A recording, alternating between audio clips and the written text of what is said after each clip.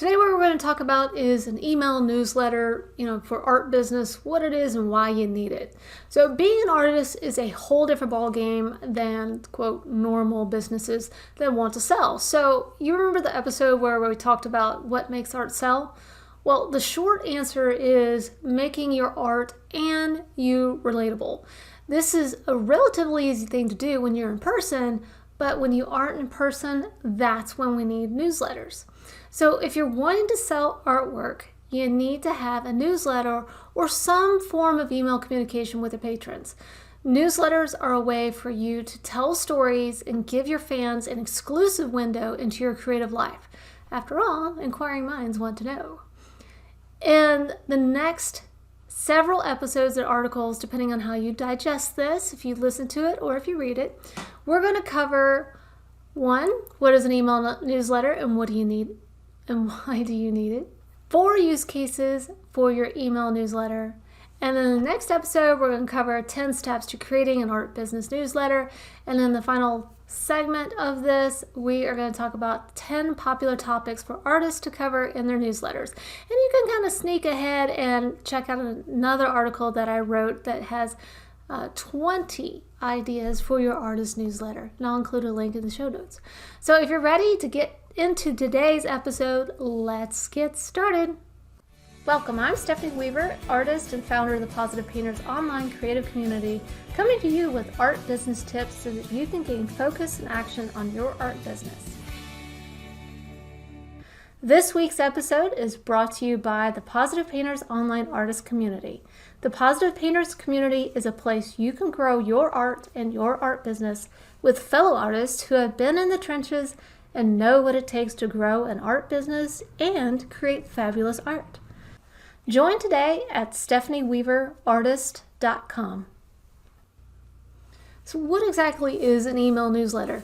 And I don't know if you guys ever did this or had maybe an aunt that when you were growing up who did this, but remember when you get a letter, like a snail mail letter that talked all about their family and what they did for the year? It was like an annual Christmas family newsletter type of thing. Well, that's kind of what we're talking about, except more frequent, and people actually agree to get this newsletter from you. So an email newsletter is an email sent on a regular basis through email marketing software to your subscribers and customers. You may also use it to share stories, updates, links to new content, and announcements. You can create an email newsletter that's free or paid.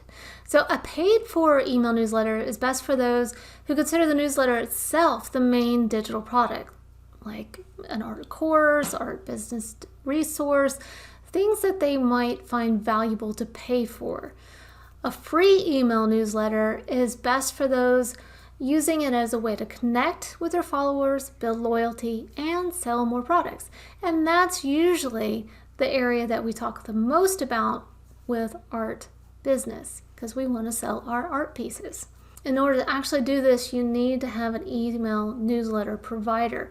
And I'll talk a little bit more about that and why you need an email newsletter provider. The reason you need to have an email newsletter provider is that they solve the problem of remaining compliant with digital communications. And email compliance is nothing to be trifled with. This is not something that you want to use your normal Gmail account for. You need to get and ensure that you're compliant.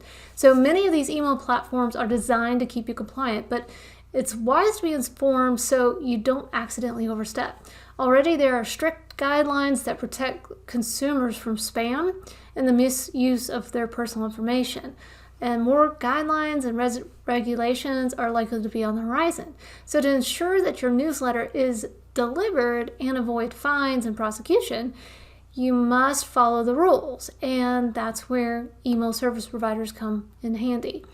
And I've included in the show notes some important links about email regulations, such as the GDPR, the CCPA for California, the Can-Spam Act of USA, the Canadians' anti-spam legislation, UK Privacy and Electronic Communications Regulations, 2003. So as you can see, these are all things that, and the reason why you pay oftentimes for an email service provider. they take on the responsibility to help ensure that you're compliant. And if you're not, they'll kick you off. It's kind of that simple. So again, email service providers work to remain compliant with these laws so that you can create content. So do your research on your provider, and if you have a question about compliance, simply contact the email service provider with your question. The most popular email service providers include Aweber, ConvertKit, MailChimp, and Constant Contact. But there are a lot of players in this market. So instead of me going through them one by one, I'm going to give you a great article from Email Tool Tester that lists them out and help you do a comparison analysis for your own needs. From all the different email providers, I have had experiences only with MailChimp and ConvertKit. I moved actually from MailChimp to ConvertKit in 2018 because ConvertKit provided me with a visual representation of email workflows. So it was kind of like, I'm an artist, I kind of like the visuals, they help. And it was also a free option for up to 1,000 subscribers, which was just fabulous. And if you're wondering what's a workflow, well, an email workflow is the sequence by which emails are sent based on customer behaviors or tags. If you're here and learning about newsletters, that's probably something you want to address a little bit later. Let's get you started on newsletters first, okay? So once you have an email provider, then we get to talk content. So why your email letters should be a priority. So your newsletter is a key piece of your overall marketing strategy. Based on a study by Opt-in Monster, and I've got a link in the show notes, 61% of consumers prefer to be contacted by brands through email. This gets duh for us artists because we're visual. They want to see visuals. And who doesn't hate telemarketing calls? So emails are something we can read in our leisure. And wouldn't a piece of art be something lovely to read about? I say heck yeah. So newsletters, man. All right. So Content Marketing Institute also published a great graphic included in the show notes that shows their findings, where basically Content Marketing Institute confirmed that newsletters are one of the highest performing types of content for businesses to consumer organizations. So this is the place to be. And research also shows that newsletters are the #1 channel for both securing and nurturing leads. So those people that are interested in your art, if you nurture them and they get to know, like, and trust you, guess what? They're going to buy from you at some point. They're just waiting for the right time. And that's where the newsletters have so much power. And it might seem like a lot of work to get a newsletter going, but the value to your art business and your subscribers is worth the effort. So start small, keep it simple, decide what's realistic for you and what you can maintain consistently, and then build from there. So I actually have about 4 types of use cases for the email newsletters. So while there's no rule against mixing things up on their format, most newsletters are designed for a specific purpose. They fall into one of 4 use cases that have been proven to drive engagement and sales. So the first use case is customer news. To keep customers engaged, you need to keep them updated on your works, including updates on what you're working on, considering, and future plans. This type of newsletter lets your subscriber feel that they are part of the inner circle. It also reminds them to click through and check out your artwork, where you can share tips on how to display your artwork, tell them about a specific design considerations you made for that piece or techniques you used and why. You can share images of how clients are displaying their artwork in their home or giving as gifts. This first use case is extremely powerful because it, like I said, brings them into the inner circle and then also shows how others are engaging with your artwork. The second use case is called content curation. So content curation is a good strategy for those who don't consider themselves to be writers. So you can share links to content that you're reading about for your artwork, or maybe you're reading about other artwork, or maybe you're reading about products that you're trying to bring into your artwork. With this strategy, you are effectively the expert telling your subscribers what they need to pay attention to in your artwork. And it's also sharing others information, which makes you an expert in the field. For this strategy, it's kind of simple. All you got to do is bring together the articles, add a couple comments to it, organize it, make it informational for your audience. The next type of newsletter use case is where you're talking about a blog or you're providing some media. And this is something that most businesses create in their email newsletter. And this is one of my go-to uses, because as you can see, I like to write. It's a strategic way to add value while driving traffic to your website and delivering valuable information. And it's easy to build. So after you publish a blog post, podcast, or video, you're going to send your subscribers an email to let them know about the latest blog post that features an art piece, art course, art show, etc. Now, one thing to note here, your newsletter can link to more than just one piece of content. It can actually link to several. So if you're creating multiple pieces of artwork in a week, instead of sending 5 emails, one for each day, you can combine them all into one and send them on a particular day each week. And some artists, they'll send just one email a week that lists all the content, like I was just saying.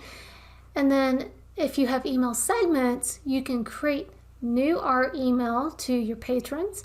If you teach, you can have a segment where you create a course or demo and just send those to your learners and so on. So it's important to segment your audience and deliver to them only what they're interested in. So the blog is extremely valuable when you segment and like to create a lot of content. The last scenario is the use case of e-commerce. And for me, the e-commerce and the blog post kind of combine into one. An e-commerce newsletter lets subscribers know about new artwork, courses, seasonal promotions, and sales. And if you think about like your own inbox, what you're getting in, I know I get this type of email from Blick Art Materials at least one time a day. Today I actually got 3. So you can see this is kind of what that is about. It's where you're talking about seasonal promotions and sales.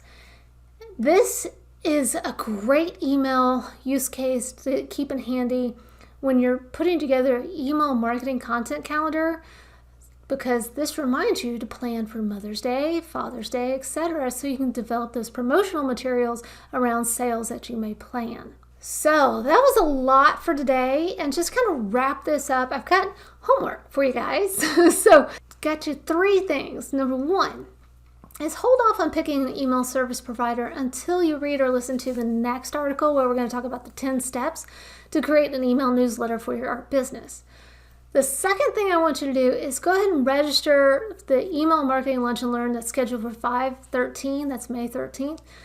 And if you're reading or listening to this after May 13th, then the replay is available to members of the online artist community from that lunch and learn.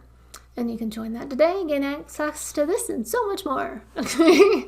And the last thing I want to make sure that everybody knows is that our community members, you are going to get access to an email marketing planning template in the art business resources of your library. So be on the lookout for that. That's going to be released in the next 2 weeks. That's all that we have for this week about the newsletter and why you need it. Next week, we're going to cover the 10 steps to create an email newsletter for your art business. So here's a shout out for my newsletter. Go ahead and subscribe to my newsletter, conveniently located in the show notes and in the bottom of the blog post. You can also follow me on Instagram and subscribe to my YouTube channel. So until next time, you guys stay safe, happy and healthy, and happy creating. Bye guys!